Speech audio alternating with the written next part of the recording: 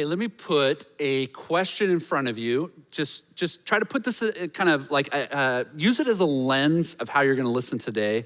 But I want to put a question in front of you. What is something God has been inviting you to by faith lately? Is there something, some way in which God is saying, hey, step out, trust me. There's something he's asking you to do, a way, maybe he's asking you to stay in something, maybe he's asking you to go to something, maybe he's asking you to risk something that for you, you would rather stay in the comfort of where you are. Just try to bring that to mind. Now, as we venture into this third chapter of Ruth, it gets a little interesting. And I want to maybe set it up this way. We were blessed as a family. A couple of summers ago, we did a dream vacation to Cozumel in Mexico. Our dream was to become a family that was, we were all scuba certified. Thankfully, we had a very persistent scuba dive instructor who stayed with us through the whole process. So when we finally got to do this vacation, it was really fun. There was dives we all did together. There were dives most of us did together, but a lot of times it was just Trevor and myself. And after a couple days of watching the skills, our dive master told Trevor, I want to take you to a spot called the Devil's Throat. Now, as a pastor, anytime you go to something called the Devil's Throat, you should be a little uncomfortable. But the Devil's Throat is a 60-foot long, narrow tunnel situated in a coral reef known as Punta Sur. It starts at about 80 feet deep. It descends at a 45-degree angle to about 130 feet deep. As you enter into this, it gets darker and darker, and it gets narrow enough that as you're going in, you can't turn around. So you have to keep going forward. The dive master challenged Trevor. He said, look, if you get nervous, turn your flashlight on. But if you, as long as you can go, we're gonna play like a little game of chicken. Stay right behind me, stay with me, stay right behind my fins and kind of follow me, but try to take this in. And so that's what it is. So I asked Trevor, what was it like? And he said, you kind of come in and then you kind of go left and you go down and then you come along this wall and you kind of go down this wall and you go up and then he's like describing this. So I want you to try to imagine being underwater at 80 feet, entering into a dark tunnel.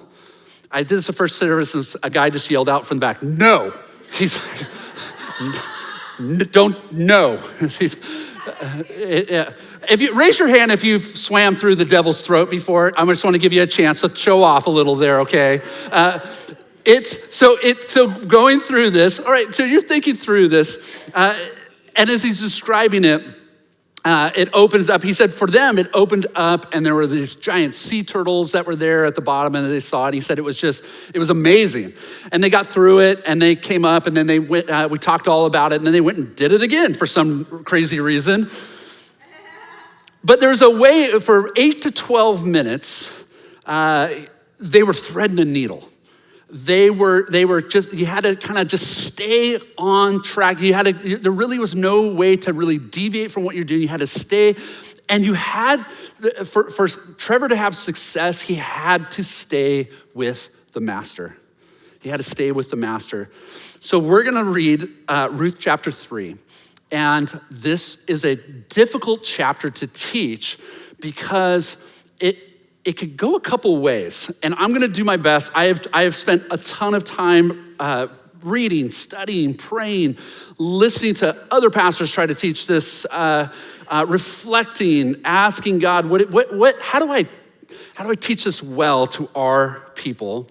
If you were here last week, Justin said if you want to watch Bill squirm, show up the next couple weeks and watch him teach Ruth chapter 3. Because Ruth 3, there's two ways you can look at it. On one side, Naomi is threading a needle. Like she is trusting God, she's trusting the master, and she is going through a narrow tunnel at 80 to 130 feet deep, and it's dark. Or Naomi's taking matters into her own hands, something that we've seen hinted at in chapter 1. This is a time of the judges when people did what was right in their own eyes. Maybe Naomi's pushing things. And here's the thing. I'm gonna present where I think it is. You are welcome as you study it to come to me over the next couple of weeks and just on the patio. You will not be asked to leave the church. You can say, I don't know if I actually agree with you. I think maybe, and I would love to hear what you think as we go through this. But I'm gonna do my best to do this. This small little book is a book a lot of times we just read through really quick on our way through the one-year Bible. But what you're realizing is these 4 chapters, this brilliant story being told, is 3,200 years ago. And we're trying to read it through the lens of our 21st century sensibilities and how we understand life and culture. And so we've got to be careful not to place our culture on top of what was happening there. And so we want to think through this well. We have seen the danger of doing what's right in our own eyes. We have seen the power of small beginnings. We've seen the power of turning around. Last week we saw how good it is to be generous. But this next chapter, however you wind up on this with Naomi, here's the good thing you're gonna see over the next 2 weeks. God's the hero. God is gonna accomplish what he wants to accomplish. And we have to kind of figure out what is our role in this and how do we partner with God in faith to the things he's inviting us to. But here's the thing where I think ultimately why we see God as our hero is this part of the story reminds us of a big idea that the whole book is built around, is that God is able to redeem our pain. That God is able to redeem our pain. This story, redemption is a huge part of this story. It's a major theme. And the story does not try to dismiss pain. It does not try to say that for Ruth and Naomi, they just need to have faith and move on. No, it resonates deeply with our pain and helps us understand the things that it allows us to see that sometimes we feel like my name is bitter because it feels like the Lord's hand is against me. But what the narrator's been trying to show is as dark as life has gotten for Naomi, that the Lord has not given up on her. There's light in the darkness. And so there's a meeting of God's presence in this. These women have been through a lot. But what we know this is that God has not given up on Naomi because she's left for Moab. God has not given up on Ruth, even though she's a Moabite. God is not gonna give up on you. This is what we've seen so far. We know these things. But to see sometimes God's plans play out, it requires faith. It requires us to have confidence in God of seeing that you have always been by my side. You have not let me fall. And because I see your faithfulness, I'm gonna step into what you have next. So let's turn to Ruth 3 and see if I screw everything up, okay? So Ruth chapter 3.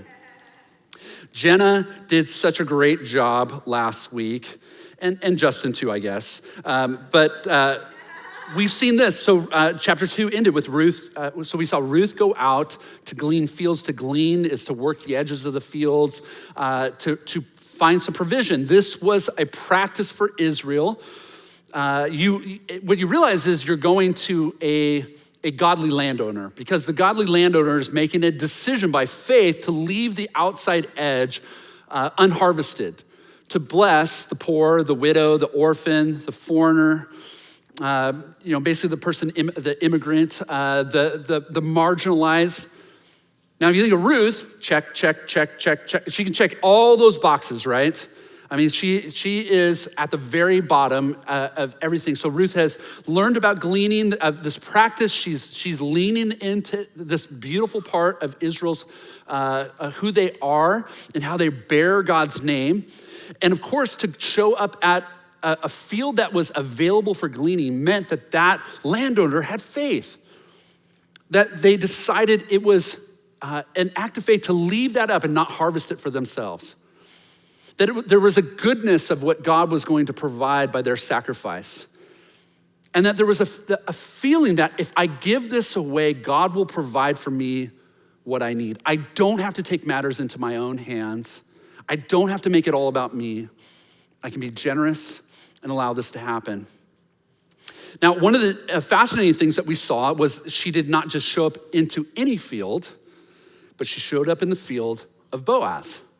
Now this again, I think is one of those moments where the narrator is trying to say, hey, You see what's happening here, right? You kind of see God's story between the lines. All these coincidences that are happening in this story, this is part of us seeing, I think the narrator showing us of God's hand in the story. Boaz is a part of Elimelech's family, who was Naomi's husband. And so there's a family connection, and we're introduced to this idea of the kinsman redeemer. There's two ideas here. One is the levir, the idea that someone in the family could step in and marry the widow and provide family and legacy and step into this. We learn that Boaz is a candidate. We don't know if he's the candidate, but we know he's a candidate, and he's a candidate to be the goel, or the redeemer, the kinsman redeemer. He's someone in the family who can defend the family, who can protect the family, who can purchase and redeem the land and protect the long-standingness of the family. Now, redemption always comes at a cost, but redemption is about, one of the beautiful things that when we think about the Lord redeeming us, God redeeming us at the cost of his son, is it's not just that you were, like tickets were set aside for you at will call. When you show up to heaven, go to will call, and I've set some tickets aside and enjoy yourself. No, redemption is about redeeming you for themselves, of making you their own. This is a picture of what God is doing for humanity. And so we see this, there's a little bit of foreshadowing that's been happening, that Boaz is this person. We don't know if he's the person, but he's perhaps the person. Now, we know Naomi knows he's a candidate, but we don't know what she knows we're not told as far as, is he the person? And so this is what we're seeing. So one of the things that's gonna happen in the next couple weeks is you're gonna see twists. There are gonna be twists that come, and so I hope you're gonna stay with us for this. It's a lot of fun to see how this plays. Now, here's one of the challenges. So when scholars talk about this part of the story, we're just gonna look at 6 verses. When they talk about this part of the story, they talk about Naomi's scheme. Okay, so you might use the word plan, but they call it Naomi's scheme. Now, I don't know about you. Again, I don't wanna always apply my 21st century understanding, but when I hear scheme, I feel like you have to say it and you have to kind of like roll your hands and kind of curl up like Dr. Evil. You know, there's like a way of like, she's plotting something. Now she is, no question. So let me do my best to show you what she's doing, and you decide if you think this is an act of faith or she's taking matters into her own hands. Verse 1. One day, so some time has passed since chapter 2, Ruth's mother-in-law, Naomi, said to her, "My daughter, I must find a home for you where you will be well provided for." Okay, so let's stop there. So again, we saw this in chapter 1. Naomi's concern is to find Ruth a husband. It is to find, that word home is to find her a place of rest. We're titled today about finding rest in our Redeemer. Now, her motivation is security for Ruth. To be a widow in that time, you were very vulnerable. And the idea of finding for her a place of rest is that food, shelter, clothing, love. I mean, these things, these necessities, these would be things that she's hoping that her daughter-in-law could find. And it comes, as we saw, this is coming at a cost to Naomi, because what it may or may not mean to her, there's really no obligation exactly that has to be there, because she's her daughter-in-law. But there's some challenges to this. But we do know this, you'll see kind of a plural language, and that these two have bonded themselves to each other.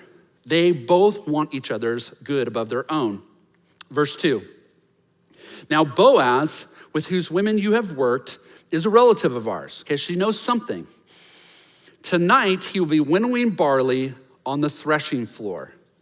Okay, so again, stop for a second. Boaz, he is a near relative, and he can, and her hope is he will play the role of Goel, of the kinsman redeemer. He'll be the one who will redeem you, who will redeem our family, our legacy, our line. He'll be our guardian. And so her desire, as we see in chapter 1, She wants this security, but now in Boaz, she sees purpose. She sees the hope of where she might find the security for her and the bond that they have together. Now, barley, it was cut, it was gathered, and then it was threshed at the onset of the dry season. So threshing floors were like up on hilltops. You have gated cities. You have a threshing floor. It's like this open building up on a hill, so that the breeze could run through it. You had open walls. You had two walls, and then probably the rest is open. And then, so you grab your winnowing fork, think of like a pitchfork. You kind of throw it up in the air, kind of comes up in the air, and the breeze blows through. It blows the chaff away. The grain, the heavier grain, falls to the ground. Concrete floors, so that you can sweep it and kind of gather the harvest. Now Boaz, we see it. He's having a rich harvest. He's up there to thresh the grain. He's up there to protect his investment. And so he is going to be up there.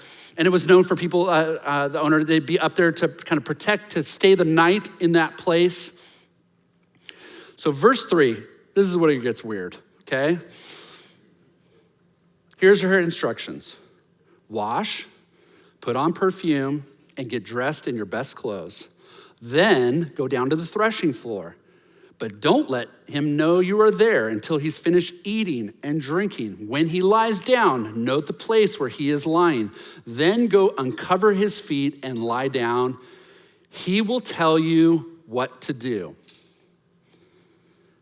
Verse 5, I will do whatever you say, Ruth answered. And I'm adding verse 6 here to us. So she went down to the threshing floor and did everything her mother-in-law told her to do. Parents in those days helped to process the arrangement of marriages. And Naomi, it seems, is doing the best she can for Ruth. And so these three things that you see there are things that are attached to the idea of marriage. They're also attached to the idea of a sexual encounter, but the idea to bathe. Again, very different times of when this happens. So make a conscious choice. You're gonna bathe, you're gonna anoint yourself with oil, you're gonna make yourself smell better than what it smells like when you're living out in the threshing and gleaning world. And you're gonna put on, now our translation says best clothes. The Hebrew does not actually give that indication that she's putting on something seductive. So I don't know what you think is happening there. I was thinking about this. How many of you grew up in the 80s? Anyone that was in the 80s? How many of you have pictures of you with very big hair from the 80s? So I grew up in the 80s. We went to summer camp in the 80s and at Thousand Pines. And so we free time, we have like a 4 or 5 hour free time between lunch and dinner. We'd mess around for, an hour and a half, maybe go to the pool, play some basketball, whatever. But we needed at least in the 80s, 3 to 4 hours of primping time. Like you had to, there's a hole in the ozone right over Thousand Pines, and that's from all the hairspray that was sprayed during that time. You gotta get bangs. My wife always jokes about, when we got married, she came in through those doors, it's like those doors opened and her bangs hit me in the face, like right up here. And so there's this sense in this. So we're going, wait a second, okay. So you're going to do all this primping and prepping and wait, you're gonna go down to where he's at and you're gonna hide there until he falls asleep. And then you're gonna kind of tuck yourself at his feet. You're gonna pull back his cover. You're gonna tuck yourself at his feet. Right? There's a lot that's happening here that we've got to try to figure out what's going on. If you were poor, that garment, the word there for garment is kind of like a general garment, a kind of if you were poor, that outer garment would actually be your blanket. This would be the case for Ruth. Now, what this imagery is similar in Ezekiel 16, where we see the idea of God speaking about marriage with Israel, calling to Jerusalem to bathe, to anoint, to dress itself and prepare itself for marriage. And so one of the suggestions is that Naomi is inviting Ruth to end her time of mourning. So it could be possible that one of the things that Ruth has done to this point is, in what she is wearing, she is signaling that she is a widow in a time of mourning. that we see it in her clothing. What Naomi may be asking of her is that the time of mourning is over. There's an opportunity for you to come under the love and care of a Redeemer. And so she's inviting her into this moment. We see a similar way this happens in 2 Samuel chapter 12. You might remember David is told his son is gonna die. He fasts, he prays, and when his son passes, he washes himself, he anoints himself, he changes his clothes, and they're like, what happened? And he begins to have this explanation, someday I will see him. For now, it's a new day, it's a new season. He's moving into this new time. So this may be that one of the reasons why Boaz is not getting the hint all these days that they're working together is that maybe he could be a redeemer, but I just don't know. Now, one of the things that we know in this situation is there's just a lot of separation between who Boaz is and who Ruth are. Different in age, different in nationality, different in status. I mean, he's a wealthy owner. She is a peasant coming just to glean the fields. He's a Jew. She's a Moabite. He's older. She's younger. There's a lot of different pieces here. He's rich. She's poor. As we see this. But the change of clothing and presenting herself in this way, kind of this place of placing herself at his feet, would be a way to indicate that she is available for marriage. And we'll see next week. I can't give you too much because you got to come back. But next week we'll see where the offer goes. Don't read ahead. Don't read your Bibles. Okay. Now here's one of the reasons why this is sketchy. Let's see, kids in the room. Okay, so in those times, there were other people known to show up at the threshing floor where the person is there. Let's just say there were workers who gave away services for the harvest. So you see where this is getting a little bit scandalous. The story also parallels the story of Genesis 19, in which we learn about where the Moabites come from. It's a scandalous story of Lot and his daughters, of waiting until he's eating and drinking and kind of taking advantage of. Again, you might be, Bill, you are so glass half full guy. My belief is that the narrator is helping to show that as the story is laying itself next to it, this is a redemptive story. Where Genesis 19 is the story of sin and debauchery, it's just this kind of darkness. Ruth 3 is this picture of redemption. The redemption of the Moabites, the redemption. I mean, as we'll see in the coming weeks, the way that this family plays a line in the line of David and the line of Jesus. It's quite incredible, but do you at least feel the tension of this? Do you realize what Naomi is asking? You mothers, think about asking your daughter to do this, right? I was talking to Justin, and I said, I think one of the reasons we were really struggling, so we've been talking about this for weeks, and there's like 10 of us in a room kind of debating this, and I think we're 60-40 on it. But I think one of the reasons why we really struggle with this is, can you imagine as a youth pastor telling your kids, go do something like this, and it is God's will you feel this is right on the edge. But I think the narrators worked very hard to demonstrate to this point the righteous character of Naomi, of Ruth, and as we saw last week, of Boaz. She is concerned for security for Ruth that she cannot provide. She knows Boaz is kind. She knows he is generous. We see him as some kind of redeemer. There doesn't seem to be a clear ground for Naomi to approach Boaz. There's no man in the family to go arrange for this marriage. Again, all the differences, Moabite, Jew, age, status, nationality, all these make this a very complex story. But could it be that Naomi is watching and noticing the unseen hand of God. And her faith is in the hand of God, the sovereignty of God, and in the goodness of a godly man. This is a delicate plan, and a lot of things can go wrong. But I think the narrator's been building a case for God at work, and Naomi is responding in faith. Now, I think she is threading the needle here, like coming about as close as you can come to something that is, it's right, as we'll see even next week, it just has the appearance, if nothing else, of scandal.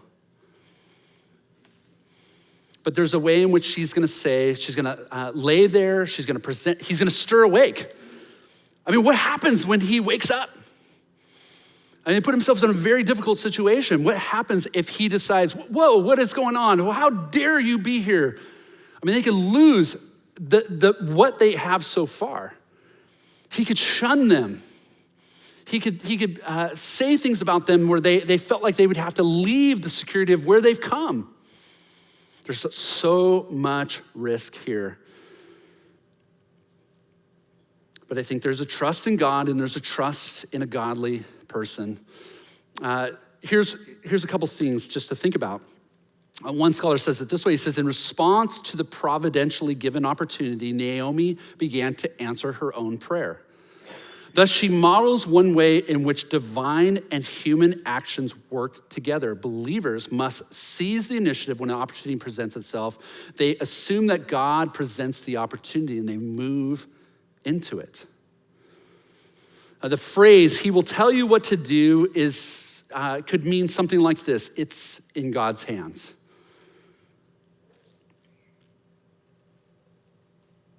So we don't know how he's going to respond. It's an act of faith. But faith, as we've been talking about, is not something that we just kind of cross our fingers and just leap. But we leap because there's confidence.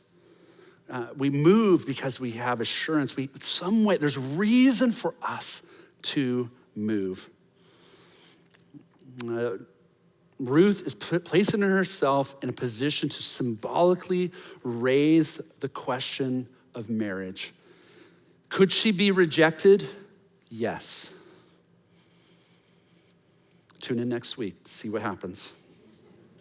So here's what I want to invite you to. To act in faith, you have to step out where you can't see. To act in faith, you have to step out where you can't see. Now, faith acts on evidence. Faith acts on reason. We don't, maybe some of you remember Raiders of the Lost Ark. I think it was the Last Crusade, the third one, right? Where he knows he's got to take that step of faith. He can't see it. All the clues point to something being there. So he has evidence, he has reason to believe that if he steps, it will be there. But until he steps, until he takes that step, he won't know. And Naomi is trusting the Lord, and she's trusting in a godly person, Boaz. Faith means stepping out. Now, let's take the inverse idea. What if Naomi acted in bad faith? Maybe that explains what we'll see in Ruth, where she kind of takes some of it in her own hands.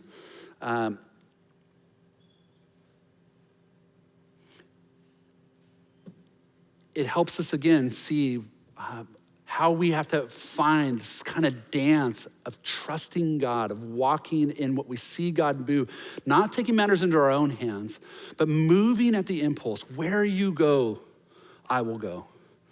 And where you stay, I will stay. I want to ask you this question we opened with. I'm going to take you back to this idea. So where's the Lord asking you to partner with him in faith? Where's the Lord asking you to partner? What is the next step that you feel like God is inviting you to take, but you just are not sure you can muster up enough to take that step? Naomi and Ruth, they are threading a needle on this, and a lot can go wrong, but they step into this situation. Taking a step of faith is scary. I remember taking a group of high school kids to a camp called Alpine, and they had this ropes course, and we were gonna spend the day doing this ropes course, doing kind of team building.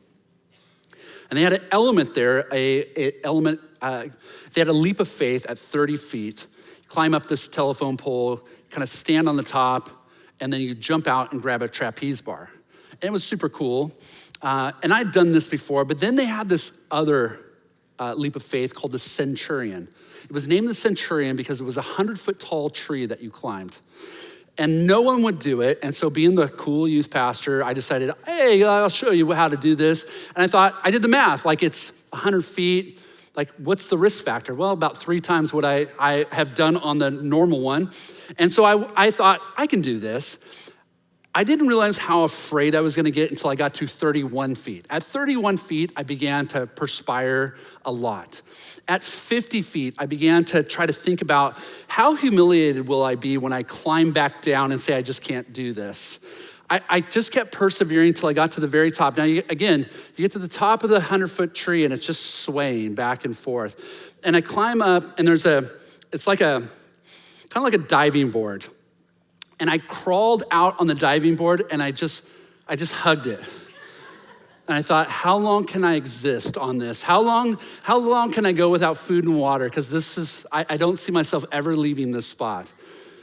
And I had to kind of come to the agreement that this is the place I die. This is the place, like it's gonna be so, my students will be so traumatized by it, but it would be a great story for them to tell. So I picked myself up on the rope and I kind of walked out to the end and I try to muster, come on, Bill, you can do it, you can do it. You kind of get in the end and you just feel it swaying.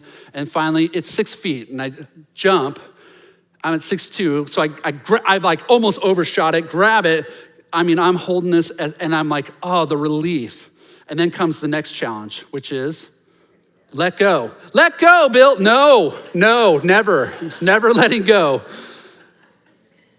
And finally, you get the confidence to let go and just kind of drop and they bring you in. And all I want to say is this, is that I don't remember ever being so afraid or paralyzed. And in part, I was scared because I forgot to have confidence in the right things. Now, the moment, it definitely had its challenges, but I needed to be able to have confidence. Confidence in the Alpine staff, confidence in the equipment, confidence in the hundreds of people that had gone before me on this. There were all those reasons, but for some reason, my head, what I had been telling myself in my head was, this is the one time it will not work. We were singing all my life. You're right by my side. We have that confidence. And I want you to think about this. Where's the Lord asking you to step out in faith? I want to encourage you, and I think they put it in great words, time, talent, treasure. Next, on Friday, we're gonna distribute to our food pantry. And I love the story one of the guys was telling me recently about the step of faith that he's taken to provide for this. And we need a little bit more. If you need questions about what to get, go see Kim on the patio, or you can email Kim here in the office. But I was listening to someone share about the way they were going about it, because they wanted to go about it in a way of sacrifice. They wanted to feel it. They wanted to take a step of faith, knowing that what I'm giving away, I could have kept for myself. But he's acting in faith. Our friend Tammy, who was sitting in these pews years ago at an act of faith, has moved to Chad. And she is saying, hey, if anyone wants to come live with us, we're opening our team. We need some people to help us, especially with our young kids on the team. Heidi and Taylor moved from here. Taylor, a biology teacher, they're living in the Persian Gulf. They're saying, we're gonna start a team out here in the Persian Gulf. And you can do your career there. And you can be part of God's team of bringing the gospel to one of the most unreached, unengaged parts of the world. Or if you want to do something really dangerous with your life, you can join Brandon and AJ and work with middle schoolers.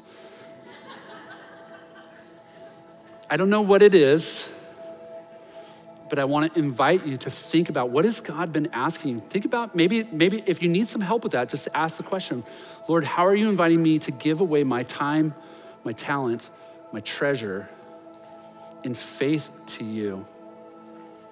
And so let's bow together.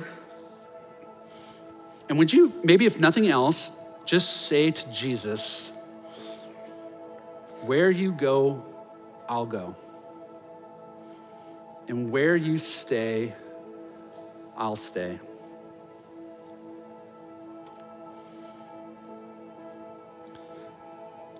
Be honest about where you're scared. Be honest about what's, as you see it, what you think he's asking you to do.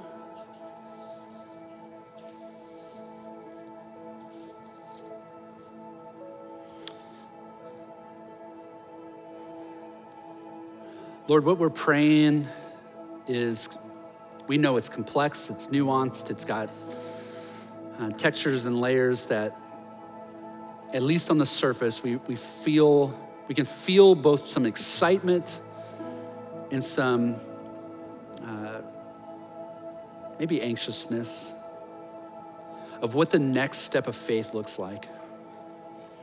But whatever you, through your Spirit, have brought to our mind, we want to be faithful. We want to step out, even if it's threading the needle. We want to step out because it is right. It is what you are calling us to. And so, Lord, we just pray.